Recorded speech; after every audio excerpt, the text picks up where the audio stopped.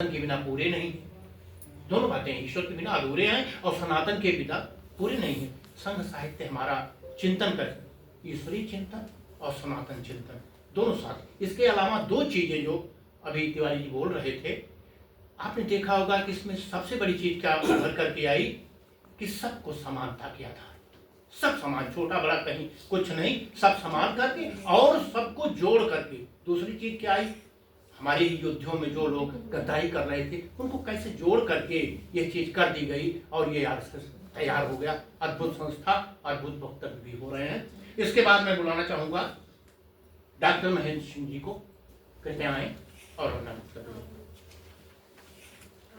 मेरा अनुरोध है, आए तो एक ताली बजा के आप स्वागत कर लीजिए और जाए तो भी बात, ताकि फिर दोबारा आकर के आपसे वक्तव्य दें। स्वागत कीजिए और अभिनंदन कीजिए भाई, प्रोत्साहित कीजिए जी। सर्वप्रथम अवध प्रांत में जन्मे मैं प्रभु राम को नमन करता हूँ और आज की सभा को विशिष्टता प्रदान करने वाले आदरणीय पवन पुत्र बादल जी को भी नमन करता हूँ। समाज में राष्ट्रीय चेतना जागृत करने के लिए सभा में उपस्थित सभी भाई बहनों को नमन करता हूँ। मैं आयोजक मंडल का आभार व्यक्त करता हूँ कि उन्होंने यहाँ पर बोलने का हमको मौका दिया। जो भरा नहीं है भावों से बहती जिसमें रसधार नहीं, वह हृदय नहीं पत्थर है जिसमें स्वदेश का प्यार नहीं। इसी भावना से ओतप्रोत एक ऐतिहासिक ग्रंथ, जो ग्रंथ ही नहीं बल्कि जीवित इतिहास है और स्वतंत्रता बलिदानियों के लिए वो गीता है।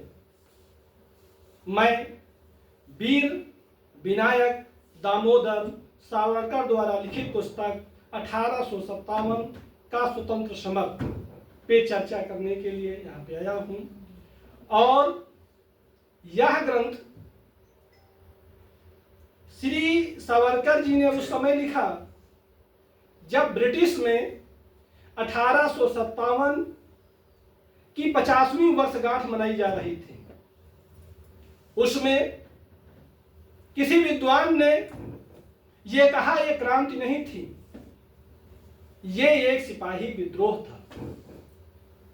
सावरकर जी ने जब ये शब्द सुना तो वो रात भर उद्वेलित रहे और उन्होंने ये प्रण किया कि मैं इस बात का पता लगा कर रहूंगा कि 1857 की क्रांति एक सिपाही विद्रोह था या भारतीय मानस का एक सुनियोजित संगठित प्रयास था। सावरकर जी ने लगभग 1.5 वर्ष तक ब्रिटेन की लाइब्रेरियों का अध्ययन किया, ब्रिटिश दस्तावेजों को खंगाला और तब उन्होंने ये पाया कि ये जो 1857 का स्वतंत्रता क्रांति थी वो किसी एक सिपाही विद्रोह नहीं था, बल्कि भारत जनमानस का स्वतंत्रता प्राप्ति करने का एक सुनियोजित प्रयास था। सर्वप्रथम सावरकर जी ने यह प्रण किया कि हमको इस पूरे तथ्य को जो हमने इकट्ठा किया है इसको भारतीय जनमानस तक पहुंचाना है। लेकिन जैसे ही ब्रिटिश साम्राज्य को यह पता चला, उन्होंने प्रकाशन से पूर्व ही, ये कहते हैं विश्व की पहला ग्रंथ है कि प्रकाशन से पूर्व ही उस पर प्रतिबंध लगा दिया गया और ये किताब क्या हो गई, प्रतिबंधित हो गई। लेकिन सावरकर जी भी मामूली आदमी तो थे नहीं, उन्होंने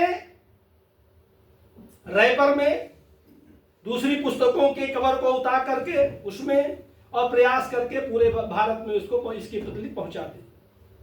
फिर जो उस समय भारतीय राष्ट्रीय आंदोलन के कार्यकर्ता थे उन्होंने इसको भारतीय भाषाओं में प्रकाशन कराया और इसको जन जन तक पहुंचाया। इस पुस्तक में श्री सावरकर जी ने लक्ष्मीबाई, तात्या टोपे, कुंवर सिंह, अमर सिंह और अहमद का वर्णन किया और उन्होंने इस पुस्तक में ये बताया कि स्वतंत्रता प्राप्ति के लिए किस तरह से बलिदानियों ने कार्य योजना बनाई, अपने व्यक्तिगत हितों को कैसे त्याग किया और कैसे योजना तैयार की। उस समय बिठूर में अहमद शाह ने जगह जगह पर और कुंवर साहब ने मिलकर के संगठन बनाया था। हजारों संगठन छोटे छोटे बने हुए थे, उसके माध्यम से योजना बनाई और इसी से सुभाष चंद्र बोस ने प्रेरणा लेकर के आजाद हिंद फौज की स्थापना किया। सरदार भगत सिंह ने भी इसी पुस्तक का अध्ययन करके आंदोलन को आगे बढ़ाने का प्रयास किया। इस पुस्तक में जो सबसे बड़ा चीज था कि संगठन के गुप्त संगठन का प्रचार प्रसार कैसे किया जाए और स्वधर्म और स्वराज्य का उद्घोष भारत जन में कैसे फैलाया जाए, इस पर उन्होंने व्यापक चर्चा की है।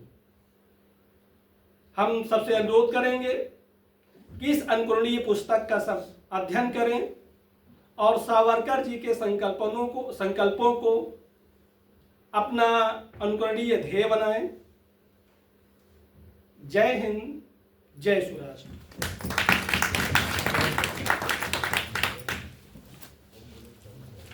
धन्यवाद सिंह साहब। सावरकर जी के नाम सहित कितने नाम गिनाए जाएं। ये लोग इतिहास पुरुष ही नहीं, ये लोग अवतरित हुए थे हमारे देश के लिए, हम लोगों के लिए, हमारे देश की स्वतंत्रता के लिए। ये इतिहास पुरुष अनुकरणीय हैं, अविस्मरणीय हैं।